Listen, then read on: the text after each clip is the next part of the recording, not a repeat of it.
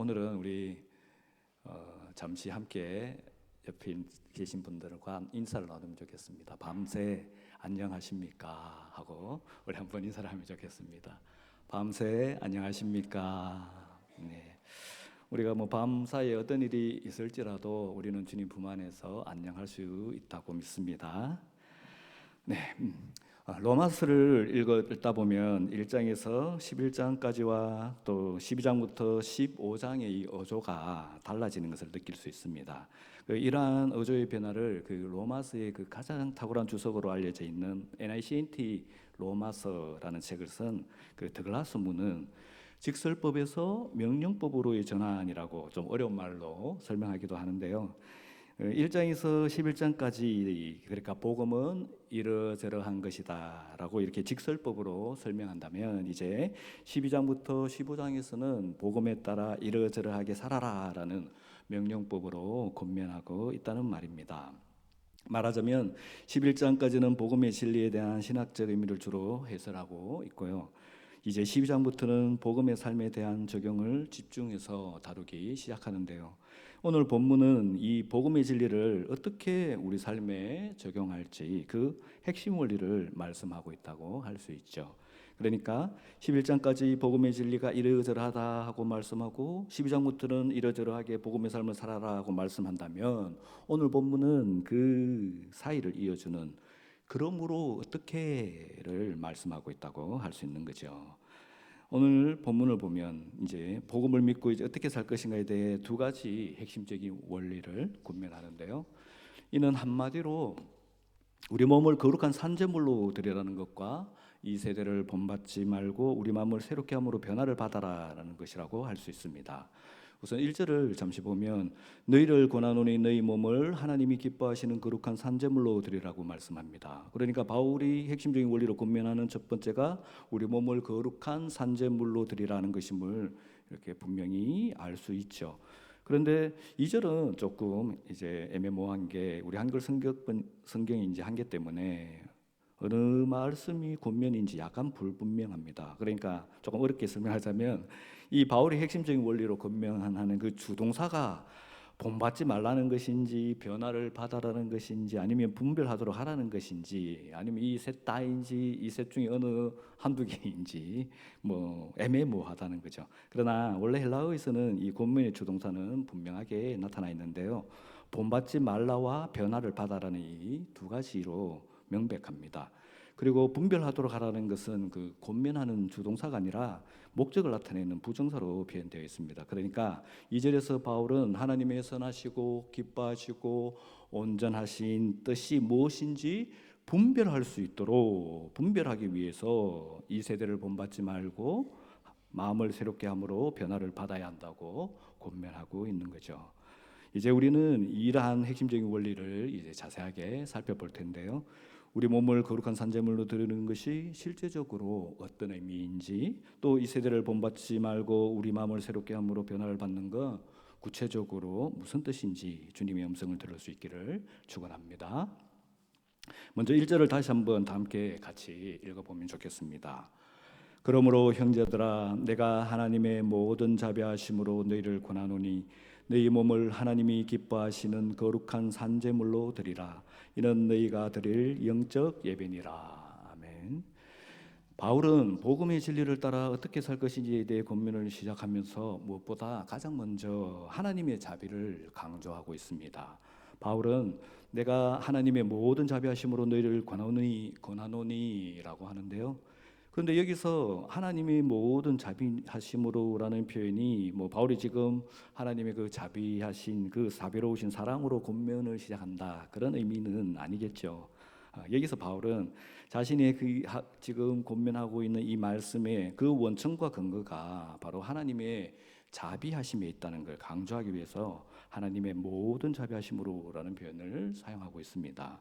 말하자면 1절과 2절의 핵심적인 권면만이 아니라 계속 이어지는 15장 13절까지 계속되는 구체적인 권면의 그 모든 원천과 근거는 바로 하나님의 자비하심이라는 말씀인데요, 그러니까 하나님께서 이미 베푸신 이러한 긍휼의 자비를 기억하고 하나님께서 앞으로도 변함없이 베푸실 그 은혜의 자비를 믿음으로 권면을 듣고 순종하라는 의미가 담긴 말씀이죠. 바울은 11장까지 복음에 대해 해설하면서 죄로 인해 죽을 수밖에 없고 또 죽어야만 하는 죄인들에게 하나님께서 긍휼의 자비를 베푸셨다고 설명합니다. 죄인들이 예수 그리스도를 믿게 되고 죄 용서를 받았으며 영생을 얻게 된 것이 바로 하나님께서 베푸신 긍휼의 자비 때문이라는 말씀인데요. 이제 복음의 진리에 담긴 이러한 긍휼의 자비를 기억하며 복음의 삶을 위한 권면을 들으라고 말씀하는 거죠. 또 타락한 세상 이 한가운데서도 주의 성령을 통해 모든 신자들에게 베푸시는 그 은혜의 자비를 믿음으로 권면을 들으라는 말씀이기도 합니다. 그러니까 하나님께서 이미 베푸신 긍휼의 자비를 기억하고 하나님께서 변함없이 베푸실 그 은혜의 자비를 믿음으로 권면을 듣고 순종하라는 말씀인 것입니다. 그래서 바울은 그저 하나님의 자비하심으로라고 하지 않고 하나님의 모든 자비하심으로라고 강조하고 있기도 합니다. 말하자면 우리가 죄인일 때도 하나님께서는 우리를 불쌍히 여기시고 자비를 베푸셨다는 걸 기억하면 우리가 신자인 지금은 하나님께서 더욱 자비롭게 은혜를 베풀어 주실 것을 믿을 수 있다는 말씀입니다. 그러므로 사랑하는 수산의 우리 성도 여러분, 우리는 복음의 진리 가운데 넘쳐나고 있는 그 하나님의 자비하신 긍휼을 기억하고 우리가 타락한 세상 가운데 살아갈 때도 변함없이 우리에게 부어주실 그 자비하신 은혜를 믿음으로 오늘 바울 사도의 권면을 듣고 순종할 수 있기를 축원합니다. 이제 바울이 하나님의 모든 자비하심으로 권면하는 첫 번째 핵심 원리를 보면 너희 몸을 하나님이 기뻐하시는 거룩한 산제물로 드리라는 말씀인데요. 이 권면을 이제 조금 더 제대로 이해하려면 당시의 역사 문화적 배경을 좀 알아둘 필요가 있습니다. 이 권면은 말 그대로 그 배경이 고대의 제사 의식을 바탕하고 있죠. 고대의 제사 의식은 유대인들에게만 있었던 것이 아니라 당시 거의 모든 민족과 종교의 일반적인 것이었습니다. 특히 그 당시에 고대인들은 희생 제사를 드리는 것에 아주 진지했습니다. 희생 제물을 통해서 자신의 신을 기쁘게 하고 자신의 신을 조종할 수 있다고 그렇게 믿었기 때문에 그러한 희생 제물이 자신의 삶을 통제할 수 있게 하는, 자신의 미래를 어떻게 결정하고 자신의 미래를 이제 어떤 불안한 요소나 자기가 원하는 것을 이루기 위해서 그 매개체를 할 수 있다고 생각한 것이 바로 이 희생 제사였던 거죠. 그래서 유대교에서 짐승을 죽여서 제물로 바치는 것이 제사의 초점이었던 것처럼 당시 이방 종교에서도 제물을 바치는 것이 아주 중요했습니다. 어떤 제물을 바치느냐가 너무 중요했기 때문에 심지어 우리가 알다시피 자기 자식을 제물로 바치는 인신제사까지 드리기도 했죠. 그러니까 바울은 바로 이런 역사문화적 배경에서 너희 몸을 거룩한 산제물로 드리라고 권면하고 있는 겁니다. 이는 아주 어떤 면에서는 역설적인 카운터 컬처라고 할 수 있는데요. 그러니까 그 당시 만연해 있던 당연한 그 문화를 그대로 인정하면서도 그 대안을 제시하고 있는 그러한 반문화적인 요소, 카운터컬처를 내포하고 있는 거죠. 이처럼 복음의 진리를 실천하는 삶은 어떤 면에서 역설적인 카운터컬처로 시작되는 것이라고 할 수 있습니다.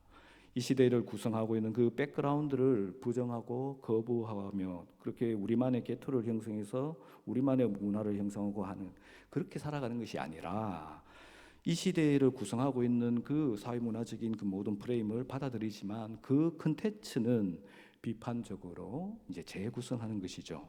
말하자면 복음의 진리를 실천하는 삶은 이 땅의 정치와 경제, 사회와 문화, 학문과 예술, 스포츠와 엔터테인먼트 등 그 모든 영역의 질서와 규범을 인정하고 따르지만 그 모든 영역에서 추구하는 가치와 실천하는 방식은 반문화적인, 카운터컬처적인 것이 되어야 하는 것입니다. 그러니까 이 땅의 정치와 경제, 사회와 문화, 학문과 예술, 스포츠와 엔터테인먼트 등등 그 모든 영역에서 현세의 그런 물질적인 가치가 아니라 하나님 나라에 내세에 하나님 나라의 가치를 추구하고 또 세상적 이기적 세상에서 그렇게 살아갔잖아요. 그러한 방식이 아니라 우리 복음적인 그런 선교적인 방식을 실천해야 한다는 겁니다.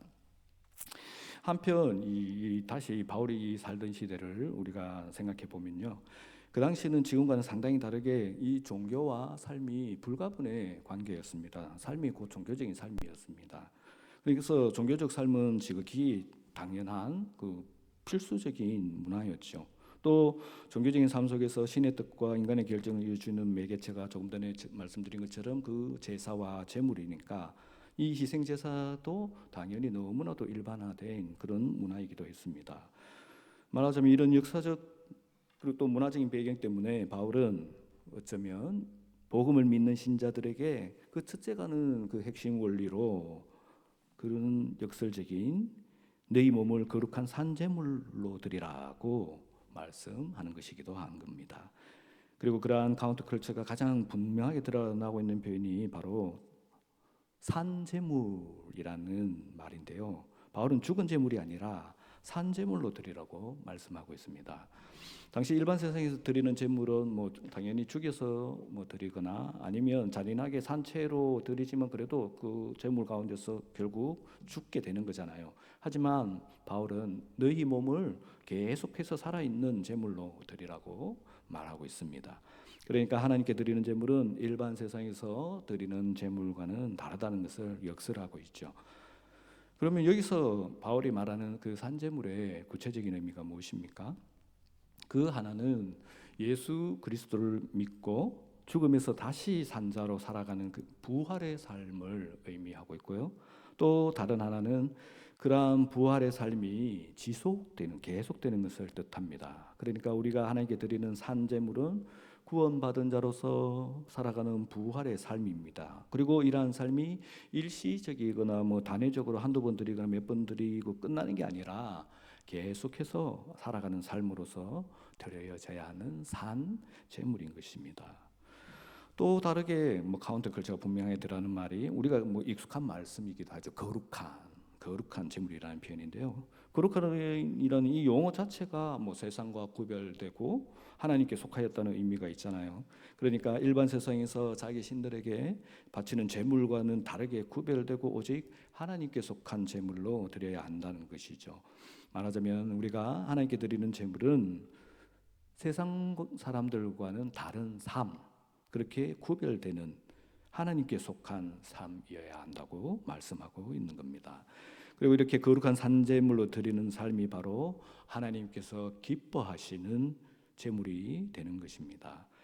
세상에서는 자기 신을 기쁘게 하기 위해서 값비싼 짐승을 죽여서 제물로 드렸지만 하나님께서는 그러한 세속적 가치와 세상적 방식을 기뻐하시는 것이 아니라 하나님께서는 우리 자신을 제물로 받길 기뻐하시고 하나님께서는 예전과 다르게 거듭난 우리의 삶을 기뻐하시며 하나님께서는 세상과 다르게 구별된 우리의 삶을 기뻐하시는 것입니다.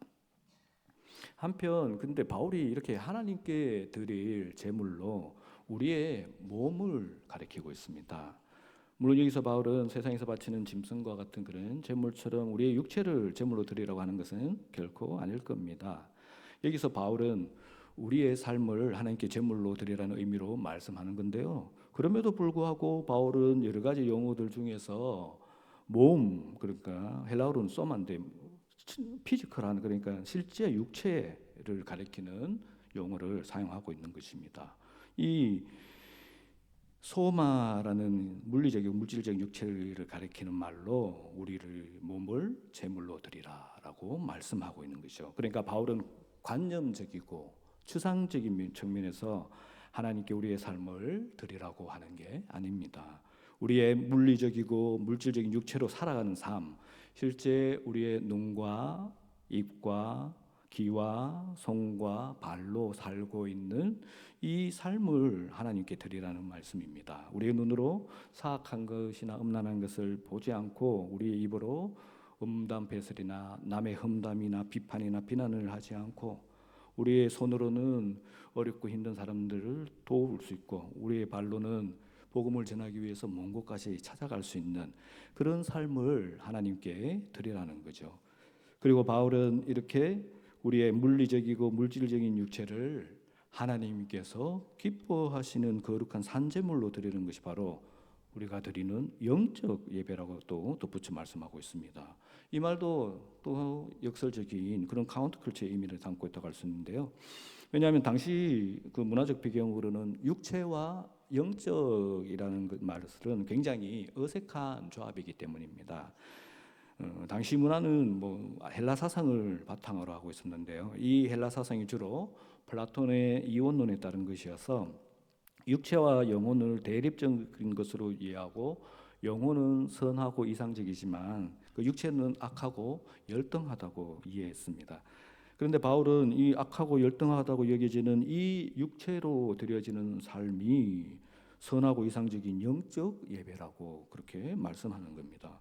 그러니까 헬라 사상의 배경으로는 말이 안 되는 거죠. 어떻게 육체적 삶을 드리는 것이 영적일 수가 있는가라는 겁니다.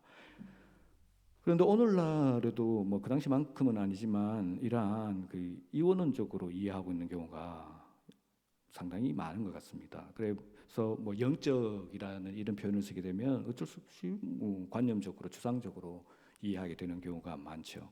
그러나 바울은 분명하게 말하고 있습니다. 우리의 실제 우리의 이 몸 육체가 영적이어야 한다고.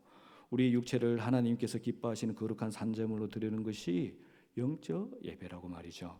그러므로 여기서 바울이 영적 예배라고 할 때 우리는 분명히 생각해보고 가야 할 점이 있습니다.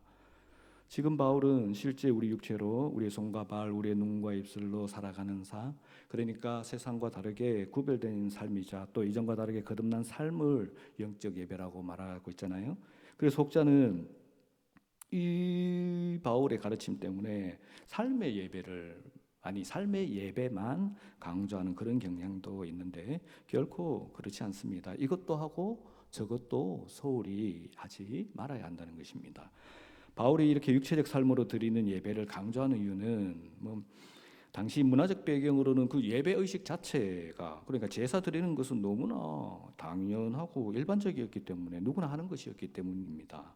그래서 그러한 의식, 제사 자체 모르고 있는 그런 이원론적인 예배에 대해서 반문화적인 관점으로 그러한 의식만이 아니라 삶으로도 이어지는 하나된 전인격적이고 일원화된 예배를 역설하고 있는 거죠. 그러므로 우리가 삶의 예배에만 초점을 맞추고 주일 예배를 포함한 회중 예배를 소홀히 한다면 그것 또한 이원론적인 예배가 되는 겁니다. 뿐만 아니라 더욱 위험한 것은 그러한 이원론적인 예배는 어쩔 수 없이 위선적이 될 수밖에 없다는 겁니다. 실제 그 회중 예배에서조차도 하나님 앞에 구별되게 드려지는 그 거룩한 산제물이 아닌데, 그러니까 이전과 다르게 예배드리지 않고 또 세상과 다르게 예배드리는 그런 모습이 없는데 어떻게 삶의 예배에서는 하나님께 구별되며 이전과 다를 수 있다고 말할 수 있냐는 거죠. 결국 그렇게 이원화된 그런 삶의 예배는 자기의 의를 추구하는 위선이 될 뿐인 것입니다. 그러므로 바울이 말하는 영적 예배는 당연히 주일 예배를 시작으로 수요 예배, 새벽 예배와 같이 이런 회중 예배를 바탕으로 이해해야 하는 거죠. 그러면 지금 우리가 드리는 이 수요 예배 또 주일 예배를 포함한 다른 회중 예배는 어떤 모습입니까? 우리의 육체로는 예배의 자리에 와 있지만 우리의 마음은, 우리의 영혼은 딴 세상에 가 있지는 않습니까? 또 우리의 몸이 어떤 모습이든 우리의 마음만 경건하고 거룩하면 된다고 또 그렇게 생각하지는 않습니까? 우리의 몸으로, 그러니까 실제 우리의 육체까지도 하나님께서 기뻐하시도록 이 예배를 드리고 있습니까? 그렇게 우리가 드리는 회중 예배가 정말 바울이 말하고 있는 영적 예배입니까? 그런데 이 회중 예배에서조차 전혀 영적인 예배가 아닌데 어떻게 우리의 삶이 하나님께서 기뻐하시는 그런 영적 예배가 될 수 있겠습니까? 진실로 우리 모두가 하나님께서 기뻐하시는 그러한 영적 예배를 다 드릴 수 있기를 간절히 축원합니다. 이제 다음 2절을 다 함께 같이 읽어보고 계속해서 살펴보면 좋겠습니다. 너희는 이 세대를 본받지 말고 오직 마음을 새롭게 함으로 변화를 받아 하나님의 선하시고 기뻐하시고 온전하신 뜻이 무엇인지 분별하도록 하라. 아멘. 바울이 두 번째로 권면하는 핵심 원리는 이 세대를 본받지 말고 우리 마음을 새롭게 함으로 변화를 받아라는 것인데요. 이 중 먼저 선행되는 것이 이 세대를 본받지 말라는 말씀입니다. 그런데 이 권면의 말씀이 상당히 특징적입니다. 왜냐하면 그 원래 헬라어로 보면 본받지 말라는 이 동사가 수동태로 볼 수도 있고 중간태로 볼 수도 있다는 것입니다. 뭐 중간태라고 하니까 어렵지만 어쨌든 그 의미만 이해하면 되니까요. 그러니까 우리가 이 세대를 본받는다는 것은 수동태에 담긴 의미로도 이해할 수 있고 또 중간태에 담긴 의미로도 이해할 수 있다고, 그렇게 복합적이라고 할 수 있는 거죠. 말하자면 수동태의 의미에서는 우리가 이 세대를 따르도록 사회문화적인 그 압력 가운데 우리가 막 끌려가는, 그렇게 살아가고 있다는 것이 내포되어 있고요. 또 중간태의 의미로는 우리 스스로가 그 세상의 그러한 것들에 미혹되고 유혹되어서 끌려가고 있는 그런 이 세대를 따라가고 있다는 의미를 담고 있는 거죠. 그러므로 이 세대를 본받지 말라는 권면은 이 세대 가운데 우리는 당연히 어떠한 압력과 압박이 받을 수 있습니다. 그러한 압력과 압박이 있을지라도 또 우리는 이 세대 속에서 살아가면서 상당한 유혹과 미혹을 당할 수 있습니다. 그렇지만 그러한 유혹과 미혹이 있을지라도 이 세대를 본받지 말라고 말씀하고 있는 것입니다. 우리가 뭐 이 세대의 그 유혹과 미혹에 스스로 끌려서 그렇게 끌려간다면 우리가 변화되는, 우리의 삶이 변화되는 것은 요원 멀 수밖에 없죠. 또 우리가 이 세대의 압력과 압박에 결국 어쩔 수 없이 굴복한다면 우리가 우리의 삶을 변화되게 하는 것은 참으로 어려울 수밖에 없는 것입니다. 그러나 그럼에도 불구하고, 그러니까 이러한 유혹과 미혹에 이끌리고 압력과 압박에 굴복하는 우리에게 뭐 사실 저도 마찬가지고 우리 모두가 그렇지 않습니까? 그래서 우리에게는 하나님의 주권적인 은혜, 그 은혜의 자비가 변함없이 필요하지 않습니까? 그래서 이 세대를 본받지 말라는 권면에 그 이어지는 이와 연결되는 그 말씀, 마음을 새롭게 함으로 변화를 받아라 하는 이 말씀에는 하나님의 그러한 주권적인 은혜, 그 자비의 은혜가 강조되고 있습니다. 이게 무슨 말인지 잠시 보면요. 우선 여기서 사용된 변화를 받는다라는 동사가 명백하게 수동태라는 겁니다. 그러니까 우리가 스스로 변화된다는 게 아니라 무언가에 의해 변화를 받는다고 말씀하고 있는 거죠. 우리가 이 세대의 유혹과 미혹에 스스로 이끌리고 또 우리가 이 세대의 압박과 또 막 압력에 어쩔 수 없이 굴복해서 우리가 자꾸만 이 세대를 본받아서 그렇게 살아가려고 함에도 불구하고 하나님께서는 자비롭게도 우리에게 주권적인 은혜로 역사하셔서 우리가 결국 변화되게 하신다는 겁니다.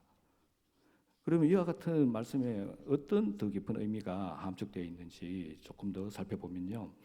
먼저 이 변화되다는 그 헬라어가 신약에서는 세 군데에 사용되는데요. 여기 로마서 12장 2절 외에 또 마태복음과 그리고 고린도 후서에 나옵니다. 마태복음에서는 예수님의 용모 변화에 사용되고 있죠. 마태복음 7장 1절과 2절을 보시면 이렇게 기록되어 있습니다. 여세 후에 예수께서 베드로와 야고보와 그 형제 요한을 데리시고 따로 높은 산에 올라가셨더니 그들 앞에서 변형되사 그 얼굴이 해같이 빛나며 옷이 빛과 같이 휘어졌더라. 그러니까 우리가 변화를 받는다는 것은요, 이 예수님께서 그렇게 영광스러운 모습으로 변화되는 것을 내포하고 있다고 할 수 있죠. 그리고 조금 전에 말씀드린 그 고린도후서 3장 18절에도 비슷한 내용으로 이 헬라어가 사용되고 있는데요. 이 구절은 다 함께 같이 읽어보면 좋겠습니다. 우리가 다 수건을 벗은 얼굴로 거울을 보는 것 같이 주의 영광을 보매 그와 같은 형상으로 변화하여 영광에서 영광에 이르니 곧 주의 영으로 말미암음이니라. 아멘. 여기서도 우리가 그와 같은 형상으로 변화하여라고, 주 예수 그리스도와 같은 형상으로 영광에서 영광에 이르도록 변화된다고 말씀하고 있는데요. 더욱 구체적으로 여기서는 분명하게 주의 영으로 말미암음이니라라고 말씀합니다. 그러니까 우리가 뭐 이 세대의 유혹, 미혹, 그리고 이 세대의 압력, 압박에 막 끌려다녀서 어쩔 수 없이 이 세대를 따라 살면서 변화되지 못함에도, 우리 스스로는 그렇게 할 수 없음에도 불구하고 하나님께서는 주의 영으로 말미암아 그 주권적 은혜로 역사하셔서 우리를 변화되게 하신다고 그렇게 말씀하고 있는 것입니다. 그것도 그냥 단순하게 우리가 조금 더 도덕적이고 조금 더 윤리적이고 조금 더 나은 사람이 되는 그 정도가 아니라 주 예수 그리스도의 형상으로, 아멘, 그 영광에서 영광에 이르도록 우리를 변화시키겠다고 말씀하고 있습니다. 이 얼마나 놀라우신 자비요 신실하신 은혜가 아닙니까? 우리의 변화가 우리 자신에게 맡겨져 있다면, 우리는 잘 알지 않습니까? 우리가 얼마나 무능하고 우리가 얼마나 부족하고 모자란 사람들인지. 그래서 우리는 스스로, 저도 가장 깊이 깨달은 게 내 자신이 정말 믿지 못할 존재구나 하는. 그래서 우리는 늘 실패할 수밖에 없다는 걸, 자주 실패할 수밖에 없다는 걸 우리 스스로가 너무 잘 알고 있지 않습니까? 그래서 하나님께서는 우리의 변화를 우리 자신에게만 맡겨두신 것이 아니라 주의 영으로 말미암아 우리를 변화시키신다고 말씀하시는 것입니다. 또 우리가 변화를 받는 것은 우리의 마음을 새롭게 함으로 이루어진다고 말씀하는데요. 이렇게 우리의 마음을 새롭게 하는 것도 하나님께서 하신다고 말씀하고 있죠. 구약의 에스겔서 36장 26절에 이렇게 기록되어 있습니다. 또 새 영을 너희 속에 두고 새 마음을 너희에게 주되 너희 육신에서 굳은 마음을 제거하고 부드러운 마음을 줄 것이며. 하나님께서 우리 속에 새 영을 거하게 하셔서 우리에게 새 마음을 주십니다. 그러면 주의 성령께서는 우리 안에 거하시며 우리의 마음을 늘 새롭게 하시며 그 가운데 주님의 말씀을 우리 심령에 새기고 그 말씀을 따라 살 수 있도록 도우심으로 우리는 변화를 받아서 주의 형상으로 그렇게 자라가게 되는 것입니다. 그렇게 자라가는 과정 가운데 우리가 실제적으로 하게 되는 것은 하나님의 선하시고 기뻐하시고 온전한 뜻을 분별하며 그 뜻에 순종해서 살아가게 되는 것이죠. 그것이 바로 복음의 진리를 실천하는 삶이고, 또 그렇게 살아갈 때 우리는 그 영광의 주, 그 예수 그리스도를 닮아가게 되는 것입니다. 그러므로 사랑하는 수사는의 성도 여러분, 성령을 사모하시며 성령을 구하시기를 축원합니다. 구하는 자에게 아버지께서 가장 좋은 것 성령으로 주신다고 약속하셨습니다. 그러므로 성령을 진심으로 사모하며 간절히 구하시기를 축원합니다. 그러나 사랑하는 수산의 성도 여러분, 마지막으로 이 한 가지는 기억하십시다.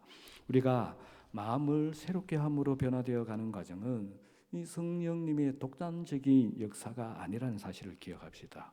우리가 말씀을 믿음으로 받아 그 말씀을 가지고 기도할 때 성령께서는 말씀과 기도를 통해 우리에게 역사하신다는 사실을 기억하십시다.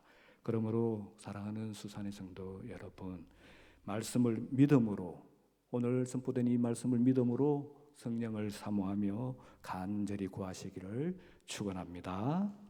기도하겠습니다.